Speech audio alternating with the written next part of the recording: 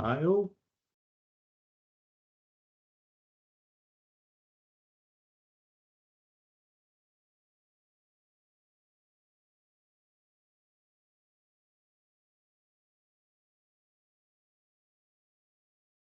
We'll give it a couple of minutes, Leanne. Works for me.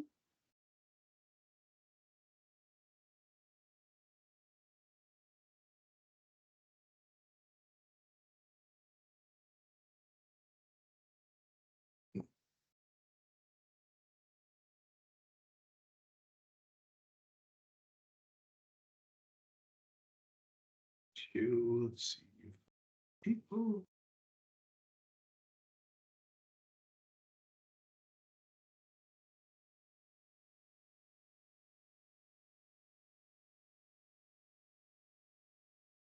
I got one more minute. Just see, we had 6 registered for today, I think, for this time. 8, I think. 8. Oh, 1 up to 8. Very good. How many did we have at the first one? 50. 50. Yep. That was good.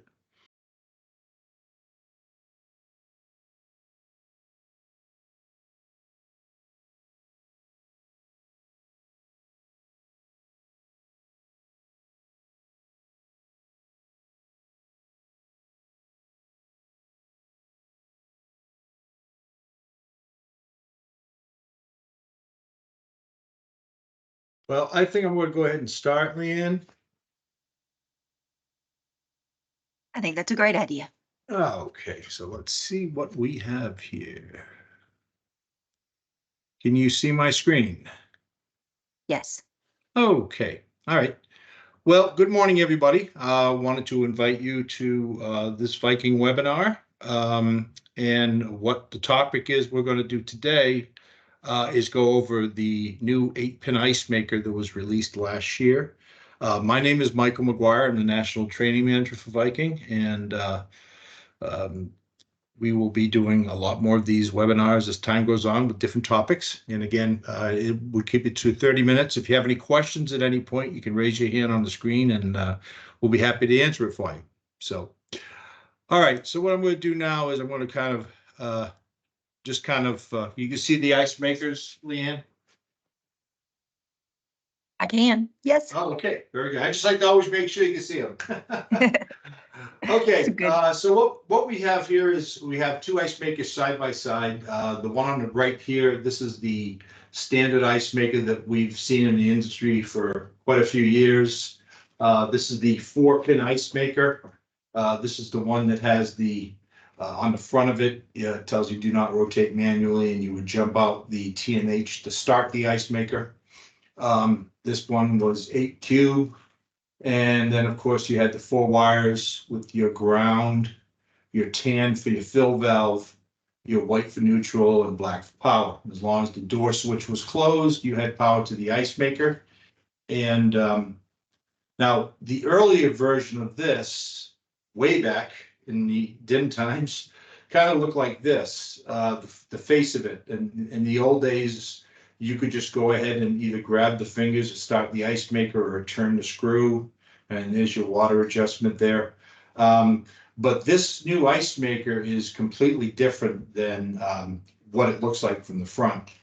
When you go to this ice maker, this is a 8-pin ice, 12 cube ice maker. So you have 12 cubes. And we now have gone from 4 pins to 8 pins. And I'm going to explain exactly what this means and what it does and how it functions. The old ice maker, what would happen is it was a standalone by itself as long as it had power. When it was time to call for ice, the thermostat inside would close, turn the heater on, dump the cubes, fill it with water, and that was it. This one's just a little different.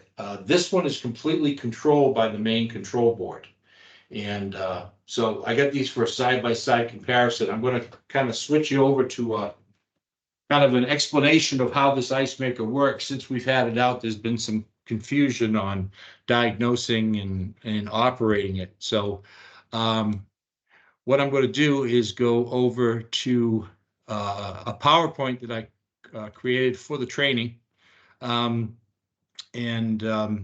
This will kind of take you step by step on how this unit functions. This morning's class, actually, I ran through it, and a couple of people wanted me to run through it again. So if we have to go over time, that's fine for you. This ice maker, a couple things to tell you about. It says the Viking 5 series 8-pin ice maker. We use the same ice maker in both the 5 and the 7 series. The differences are that as far as the ice maker goes, the only thing that's different is the Molex plug at the end. They're not interchangeable, but it's the same exact ice maker. The 7 series operates the ice maker a little differently, and I will point those differences out a little later in the presentation. But right now, I just want to kind of go through how this unit functions. So this is the wiring diagram for the 8-pin ice maker. As I said, we've doubled the amount of wires to it, and starting right at the top, I'm going to show you what this ice maker has is an external thermistor that's connected to the main control board. We still have the limit switch inside the ice maker, which if it overheats, it will stop the ice maker from functioning. But as far as controlling when the ice maker starts, we do not rely on this anymore. We rely on this thermistor. So what you see here is the ice maker in the rested position. The unit's got ice, ice in the mold. And what happens is the thermistor has to sense, as I show right here, at least 16 degrees Fahrenheit for it to start doing anything. If your temperature is above 16, the threshold is 17, but let's just say it's 20 degrees, 25 degrees. In that area, the ice maker will not start. So what happens is that when the temperature hits 16 degrees on the thermistor, the microprocessor senses this and says, okay, let's start the ice maker. Let's start the functionality of it. So what it does is from the main control board, it sends 120 volts to what's called L1 enable. And it's the red wire on the Molex plug. And it goes right to the ice maker to the bin switch. So of course your bin switch would be, for your bail arm. And so if we advance this here, you can see that if the bail arm is up, even though there's power being sent to the ice maker calling it to start making ice, it will not function. So sometimes somebody will call for no ice, and the only problem is the bail arm's up. With the bail arm down, what happens is that power that's coming through the L1 enable, now it's going through the switch, and it goes 2 different directions, and I'll explain each direction in a minute. The main one is this right here. What happens is coming out of the bin switch, power comes up, the orange wire goes back to the board, and it's a signal voltage that tells the board, okay, the bail arm's down, we can start, the procedure to start the ice maker going. So obviously, if you were to diagnose this and no ice, no functionality, and you go between the red wire and white and you're getting 120 volts, but you're not getting it coming off the orange wire and the bail arm is down, chances are you got a bad bin switch, which is the whole ice maker. But if this is functioning properly, the orange wire, 120 volts, goes back to the board, signals the board we're ready to start. So what the board does is it goes ahead and sends another supply voltage to what's called the L1 supply. Okay, this is the voltage that's going to carry us through the whole process of the ice production. So if you see here, you got your holding switch, which is inside the ice maker, and you've got a normally open and a normally closed contact. The cam here is in this position, so the plunger on the switch is not being depressed. So right now, your contact would be between C and normally closed. So as I stated earlier, the power coming out of here goes up to the board, tells the board to start. It also feeds and comes through here, and it will feed our motor and our heater. So if we go ahead and advance that, you can see that as soon as power was sent back to the board and through here, the ice maker starts, okay? So what happens is the motor begins to turn, and within a few seconds, it hits that plunger, and it plunges inside the micro switch. So now we're between common and normally open. So we're now using this path of voltage to continue our process. Now, let's say, for example, you go with your meter and you have 120 volts coming from the board to white.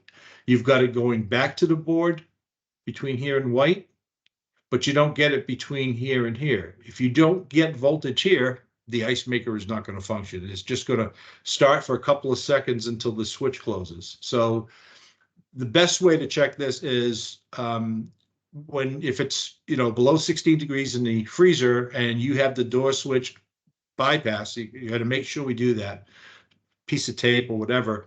If you're getting voltage between black and white, red and white, orange and white, then the board is sending all three powers that it's supposed to back and forth, and that would mean that you would have a bad ice maker at that point. But if you don't have the voltage here, then you'd have to look to see if it's in the Molex plug or have to trace back up to the board. But in our example here, we say we get all these voltages, everything's going. So what happens?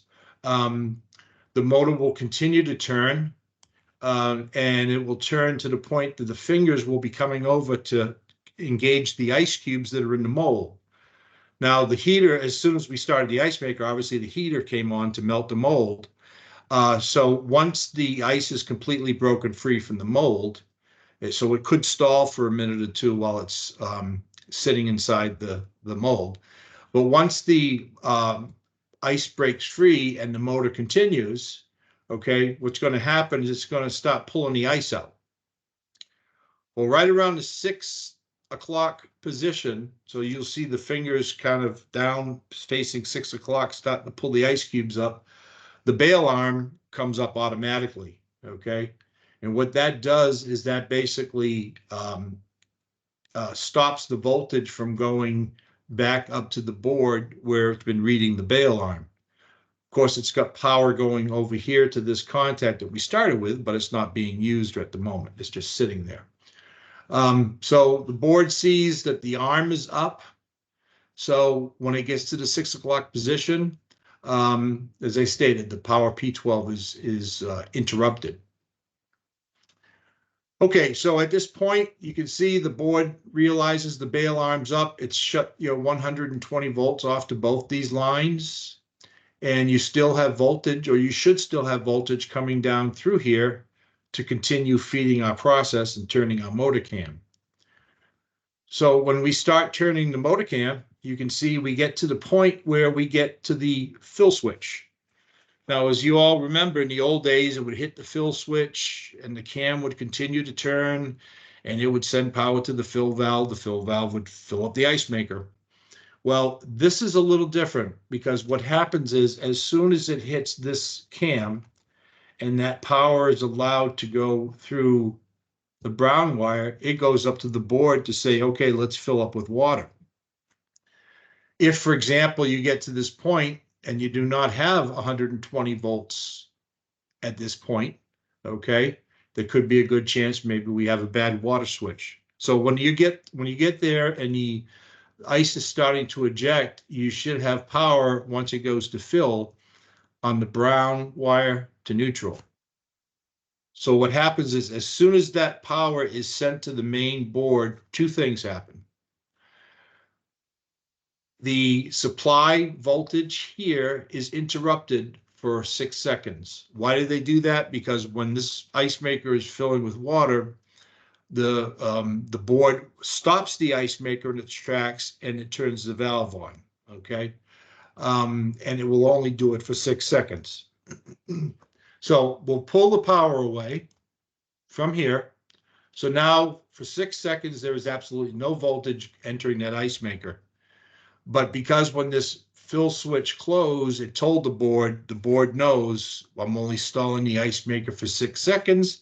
I'm going to fill the unit. Now, if no water comes in, it could be a couple of different reasons. Water's not turned on. I've seen that happen. Could be a bad water valve.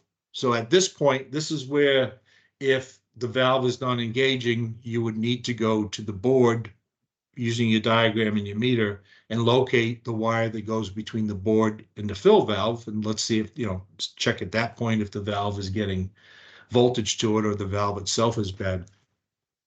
But for our scenario, let's say we get to this point and the valve is good. So it's the board has stalled the ice maker.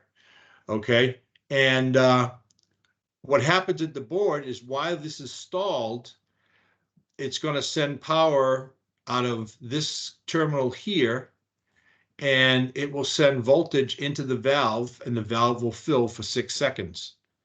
Now, this fill system is run through the board. It comes default from the factory at 6 seconds. It can be field adjustable by you guys from 1 second to 30 seconds, but I wouldn't advise it because I've seen a situation where somebody adjusted the fill time and customer had a problem with the water in the house. Well, it was fixed, and after that, it was set so high that it overfilled. So I wouldn't change the duration unless somebody from Viking instructs you to do so. So again, after 6 seconds, the valve shuts off. The ice maker should be full of water. And what happens is at the end of the 6 seconds, the board reapplies the voltage through the black wire into the holding switch to the motor to continue it to advance to the free cycle. So at this point, all the power has been restored. So the cam comes here, hits this switch. Of course, now we've stopped our power on both of these switches. So what happens to the ice maker? It's sitting there ready to make ice, ready to go to a freeze cycle. And again, the harvest cycle is complete. When the thermistor cools back down to 16 degrees, this whole process starts all over again. Now, I want to point out the thermistor, okay? Originally, when we started, we were at 16, 17 degrees, and that made the ice maker function. But throughout the process of making ice, the thermistor has to heat up to at least 26 degrees Fahrenheit. That's read by the thermistor at the board. Let's say it didn't fill with water. Okay, so we had no water in the mold. It wasn't enough with the heater to warm up the thermistor to say it's ready. So if it doesn't reach 27 degrees, what the ice maker is going to do is, I should say the board is going to do, is it doesn't see 27 degrees, so it's going to stop for an hour and say, okay, let's see what's going on. Maybe the water was shut off by a plumber working at the same time. You tested it, it went to make ice. Could have been a number of different reasons. So it gives it an hour before it'll try it again. After 1 hour, it will again run the harvest cycle. It'll move the arms, lift the bail arm, and then the board will send voltage again to the fill valve for 6 seconds. If we still don't get another fill, and obviously that temperature would have to warm up above 27 to see that, then it's going to go into a lockout condition. So what you're going to get is a call from the customer saying, hey, my ice maker is not working, it stopped functioning. Is the bail arm up to the customer? Yes, it is. So you go there, you find that there's no water coming in the ice maker. If you go into the service mode, which is documented in Documento and other literature, you can see the procedure where you can go in and check to see in the service mode, if you see DSP ICE flashing, that means it went to a lockout and there was a reason why. So again, at that point, you can do your tests. You can, and I got a little quick video that's going to show you how to put this into an automatic test. I will caution you that I've done it in training schools where I'll demonstrate the automatic test and I'll run it a couple of times. Well, while you're running the automatic test, this inside thermostat that's sensing the mold is sensing the heat.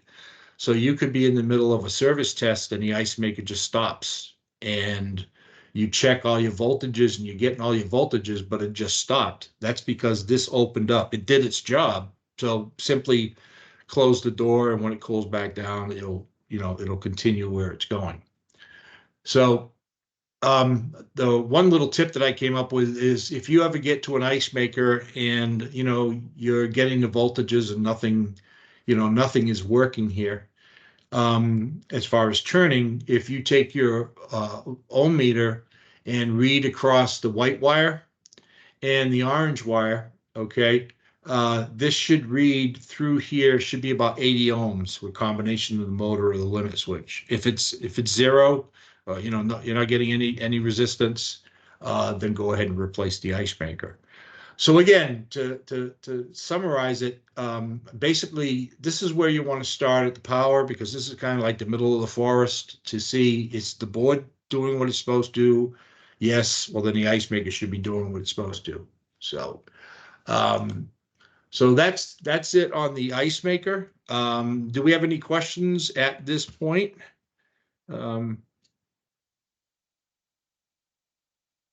I don't see any so far. You don't see any? Okay. All right. So what I'm going to do now is, you still see my screen? Yes. Okay, I just want to make sure. Okay, so what I'm going to do now is, I've got a little quick video that's going to show you how to start the ice maker manually. This service video will cover the VCFB 530 and 536, revision 20 and 21, cycling the 8-pin ice maker. Can you hear it? Yes. Okay, good. In order to run a self-test on the 8-pin ice maker, you must first enter the service mode. Enter the service mode. Activate controls, fast cool, higher, lower, higher, lower. You are now in service mode program A. Press the alarm off pad to enter the parameter mode. Now press the fast cool key to start the ice maker. The motor is activated in the ice maker.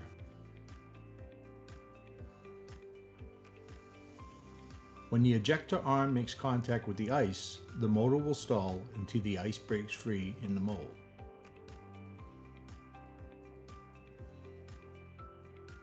The ice is ejected from the ice maker. When the main controller calls for water, the motor will pause for 6 seconds. After 6 seconds, the motor will advance. The harvest cycle is complete. Okay, so that is the way the ice maker works. So if I would suggest, if you get a no ice condition, obviously go to the house. And before I forget to tell you, as far as the 8-pin ice maker, currently the 8-pin ice maker is only on the 5 series all freezer. So that would be the 30 and the 36. It is not currently in the bottom mount or the side-by-sides. The bottom mounts and the side-by-sides still use the 4-pin ice maker. They will be in the next revision going all to this new ice maker. On the 7 series, currently the same thing. Only the freezer columns have the new ice maker. The other bottom mount units will have it in the next phase when they come out. So just briefly, a couple of differences between the two ice makers is that with the 7 series, when it goes to fill, it fills the old-fashioned way. The board does not stop the ice maker. The power from the ice maker with the cam close will send power to the board, and the board will operate the valves, but it doesn't stall. So that's one difference. I will be producing some information on the operation of the 7 series ice maker shortly. I focused on the 5 series first. Couple other things to point out. There are a couple of bulletins on Documuto that you want to download. One of them is on this ice maker that I just talked about. There is a technical tip from February, and this goes through the whole troubleshooting, kind of like what I just did in the PowerPoint, but this will tell you step by step how to go through and how the unit functions, how it operates. So this would be a very helpful tip for you to have when you go on one of these ice makers. On the 7 series ice maker, there is also a troubleshooting technical tip, and it covers all the models that have the ice maker. The control board is different on the 7 series than the 5. You got to make sure the ice button is turned on. If the customer failed to turn the ice maker on, then it's not going to make ice. And then there is, as you can see, the wiring is the same inside.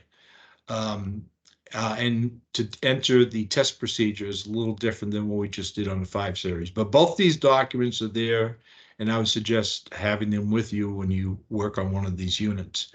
One little last thing I just want to show is show you a little thing that's a little different on the 7 Series ice maker with regards to the wiring. I just created this quick sheet to kind of show you the ice maker wired to the main control board on a 700 unit. And you can see the 700 unit has 2 water valves on it, whereas the 5 Series just has 1 valve. So just like in the 5 Series, when this water switch closes and power gets sent, it's still sent to the board to tell the board to turn the main water valve on. But the ice maker is sending power directly to the ice maker valve. So if you have no voltage on the brown wire coming out of the ice maker, obviously you're not going to have either valve working. But if the ice maker valve is coming on, you can hear it usually humming, and you're still not getting water. It could be our main water valve is not getting power. So again, each unit has a technical mini manuals in it. We got technical documentation on Docimoto. So I think we got enough ammunition out there to assist you in servicing these. So any questions? I do not see any. No raised hands. No raised No hands, no questions. nothing. Okay, well, again, I thank you all for coming today. I hope this was helpful. If you have any issues at all, just, contact tech support, and if you need any information that you can't find, we'll surely get it to you. I want to thank you for your time today, and I want to wish you all a very happy Memorial Day weekend, and enjoy the 3 days. So thank you very much. Have a good afternoon. Hey, and be on the lookout for a survey from us and a copy of the recording of this webinar. Yes, that's great. Thank you, Leanne. I missed You're that one. All right, everybody take care now. Bye-bye now.